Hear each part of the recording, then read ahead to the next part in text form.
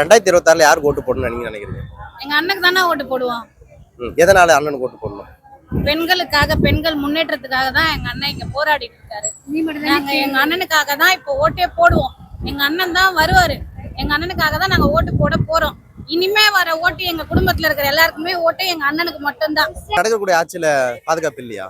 இப்ப இல்லைங்க சார். நடக்கற என்னெல்லாம் பாதுகாப்பு இல்ல சொல்றேன்.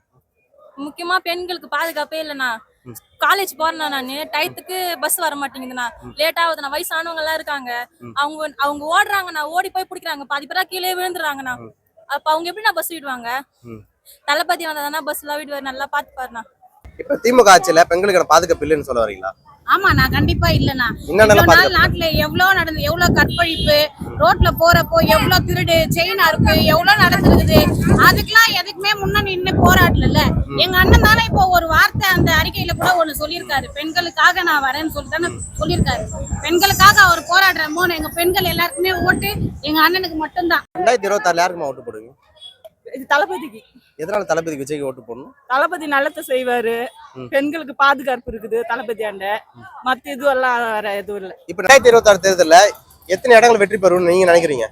எங்க அண்ணன் எல்லா இடத்துலயும் வருவாருண்ணா. ஓகே, விஜய் அண்ணன் எந்த தொகுதியில நிப்பா நீங்க நினைக்கிறீங்க? எங்க அண்ணன் எந்த தொகுதியில நின்னாக வெற்றின்றது உறுதி செய்யப்படும் நினைக்கிறீங்க? கொளத்தூர் தொகுதியிலே நிப்பாருண்ணா எங்க அண்ணன். கொளத்தூர் தொகுதி ஸ்டாலின் தொகுதியாச்சே.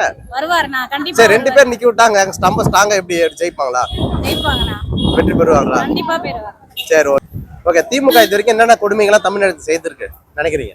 எவ்வளவு இருக்குண்ணா? அது சொல்ற ஒரு 5 சொல்லுங்க. சொல்ல முடியாத அளவுக்கு எவ்வளவோ இருக்குது. இல்ல ஒரு 3 சொல்லுங்க, ரொம்ப ஸ்ட்ராங்கா. எங்களால சொல்ல முடியாது, எவ்வளவோ இருக்குது.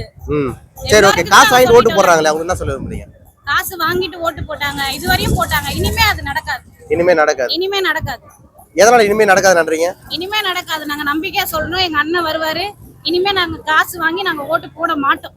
ஓகே, மக்கள் ஓட்டு வாங்குவாங்கல்ல, நீங்க வாங்க மாட்டீங்க, மத்தவங்க வாங்குறாங்கல்ல, அவங்களுக்கு என்ன சொல்ல விரும்புறீங்க? 1000 ரூபாய் வந்து எதுக்கு நான் வேஸ்ட்னா? 1000 ரூபாய் அது வந்தாலும் ஒண்ணுதான், வரலாம் ஒண்ணுதானா?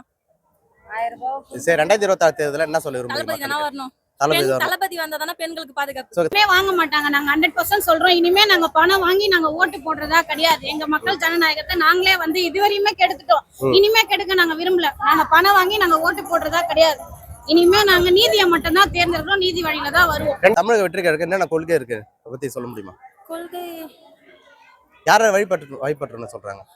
அன்னையம்மாள், அம்பேத்கர், பெரியாரு, காமராசர், அதுக்கப்புறம் சரி, அது ஓகே. அவங்களாம் என்னென்ன சொல்ல விரும்புறாங்க? டாக்டர் அம்பேத்கர் என்ன சொல்ல விரும்புறாரு? நாட்டுக்கு நல்லது தானே செய்யணும்.